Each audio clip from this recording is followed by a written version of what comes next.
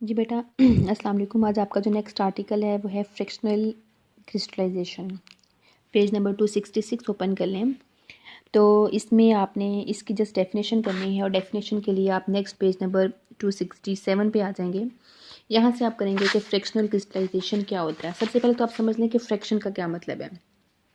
Simple words में आप कह सकते हैं फ्रैक्शन का मतलब होता है पार्ट्स, हिस्से।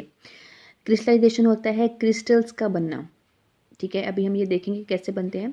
तो which is a technique for the separation of impurities from chemical product. ठीक है, केमिकल प्रोडक्ट में से आपने जब इम्प्योरिटीज़ को सेपरेट करना होता है तो हम उसको कहते हैं फ्रैक्शनल क्रिस्टलाइजेशन। तो इसका मेथड समझें क्या है कि by using this method impure solute is dissolved in hot solvent in which the desired solute is less soluble than impurities.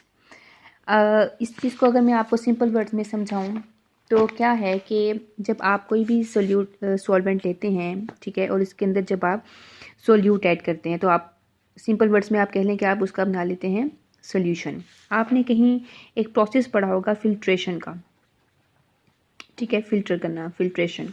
और आपने इसके लिए एक फ़नल देखी होगी। इस तरह से एक स्ट्रक्चर होती है जिसको आप नाम देते हैं फ़नल का।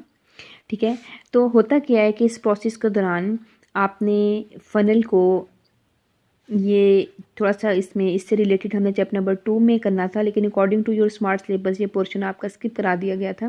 बहरहाल इस तरह से आप एक फ़नल बनाएंगे और नीचे आप एक बीकर बनाएंगे और आप बताएंगे कि जो भी आपने सॉल्यूशन लिया हुआ है, मतलब जिस सॉल्वेंट के अंदर जो भी सोल्यूट डाला हुआ है, तो आपने इसको इसके अंदर पास आउट करना है। जब आप पास आउट करते हैं तो देखेंगे कि जो यहाँ पर हम अटैच करते हैं फ़िल्टर पेपर।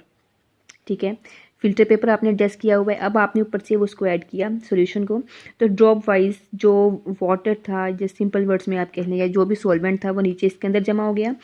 और जो इम्प्योरिटीज़ थी, ठीक है, इम्प्योरिटीज़ का मतलब क्या है, वो दूसरे लफ्ज़ों में आप कह लें जो इम्प्योरिटीज़ होती हैं वो जो कि उसके अंदर इनसोल्यूबल पार्टिकल्स होते हैं, वो क्या हुआ कि वो पार्टिकल जो हैं वो इस फ़िल्टर पेपर के ऊपर ट्रैप हो जाते हैं। फिर उस फ़िल्टर पेपर को हम यहाँ से निकालते हैं, उसको ड्राई किया जाता है और फिर हम देखते हैं कि वही फ़िल्टर पेपर को जब ओपन करके देखा जाता है तो पहले वो वहाँ के जो पार्टिकल्स हैं वो थोड़ा से किसी ना किसी फॉर्म में, क्रिस्टल्स की फॉर्म में वहाँ पर अपीयर हो जाते हैं। तो इस प्रोसेस को नाम दिया जाता है क्रिस्टलाइजेशन का। ये सबसे ईजी और सिंपल प्रोसेस होता है क्रिस्टल्स बनाने का।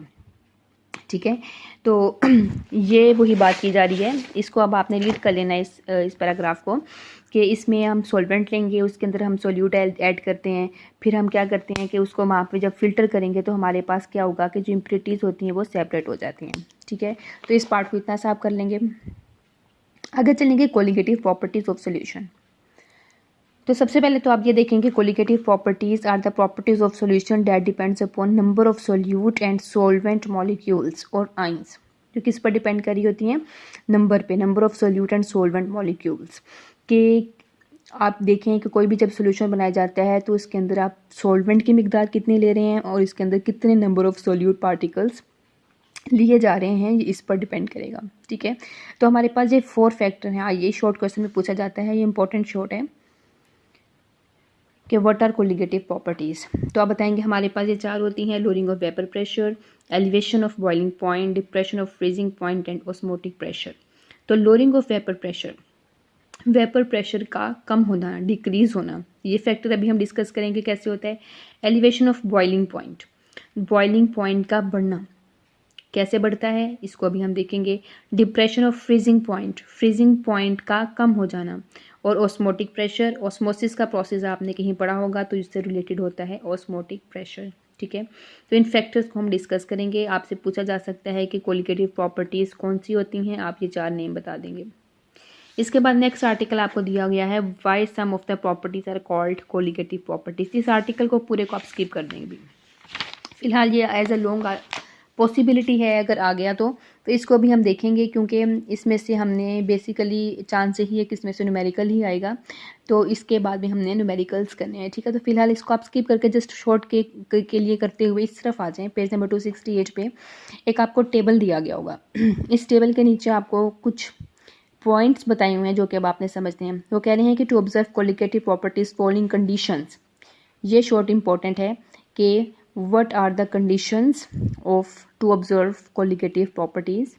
तो पॉइंट 1 है कि सोल्यूशन शुड बी डाइल्यूट। अब क्या है कि सॉल्यूशन का डाइल्यूट होना ज़रूरी है। देखें, सॉल्यूशन दो तरह के होते हैं, एक हमारे पास होते हैं डाइल्यूट सॉल्यूशन और एक हमारे पास होते हैं कंसनट्रेटेड सॉल्यूशन। सुना होगा आपने नाम, ठीक है, कंसनट्रेटेड सॉल्यूशन। तो याद रखिएगा, जो डाइल्यूट सॉल्यूशन होते हैं उनके अंदर सॉल्वेंट की मिकदार ज़्यादा होती है, ठीक है, और जो कंसनट्रेटेड होते हैं उसके अंदर सॉल्वेंट की मिकदार जो है वो कम होती है।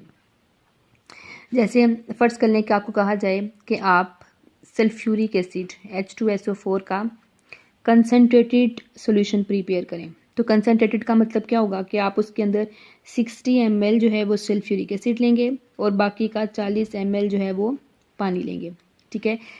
तो ये हमारे पास हो गया कंसनट्रेटेड। अगर आपसे कहा जाए कि डाइल्यूट प्रिपेयर करें, तो डाइल्यूट के लिए लेट्स से कि अब आपने 40% कंसनट्रेट 40% सल्फ्यूरिक एसिड बनाना है, तो अब आप लेंगे जब 40 ml जब आप एसिड लें और बाकी का जब आप 60 ml वाटर लेंगे, तो हमारे पास क्या बन गया, डाइल्यूट सॉल्यूशन। तो डाइल्यूट में क्या होना चाहिए, सॉल्वेंट ज़्यादा।